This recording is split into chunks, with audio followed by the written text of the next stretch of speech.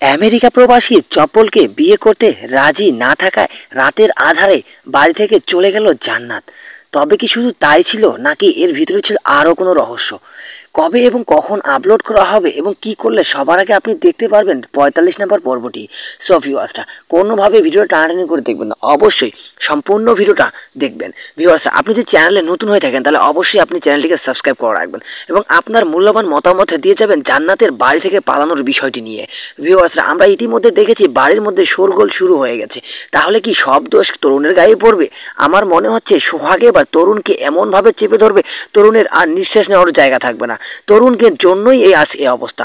তো আমরা দেখতে পেয়েছি অপরদিকে চপ্পল কিন্তু জান্নাতকে এতটাই ভালোবেসে ফেলেছে যে বলার বাহিরে। কারণ চপ্পলে এতটাই মন প্রাণ দিয়ে ভালোবেসেছে, তার জন্য সে জান্নাতকে কথা বলতে বাধ্য হয়েছে যে আমি তোমার অতীত নিয়ে কখনো কোনো কথা বলতে চাই না, অতীত নিয়ে আমি ভাবতে চাই না, অর্থাৎ তোমার প্রেজেন্টটাকে আমি ভালোবাসি।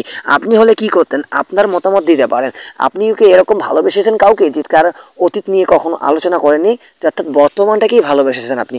এরকম কিন্তু বর্তমান সমাজে অনেক হয়। তো ভিউয়ার্সরা, আমরা দেখেছি এই নাটকটি কিন্তু অত্যন্ত সুন্দর, ইগল টিমের এক নাটক। তো আমরা কিন্তু আপনাদেরকে আপডেট দিচ্ছি, অর্থাৎ কবে আপলোড করা হবে। ভিউয়ার্সরা, আপনারা ইতিমধ্যে দেখেছেন নাটকটি প্রায় শেষ মুহূর্তে চলে এসেছে, অর্থাৎ কবে জানি শেষ পর্বের ঘন্টা বাজিয়ে দেয় এই ইগল টিম। তো ভিউয়ার্সরা, আপনাদের বলে রাখি, এই আপনারা যৌথ ফ্যামিলি নাটকের ৪৫ নম্বর পর্বটি আপনারা আগামী ২৮ তারিখ বিকেল ৩টার সময় eagle drama series official YouTube চ্যানেলে পেয়ে যাবেন। সো ভিউয়ার্স, আপনারা অবশ্যই ইগল ড্রামা সিরিজ চ্যানেলটিকে সাবস্ক্রাইব করে রাখবেন।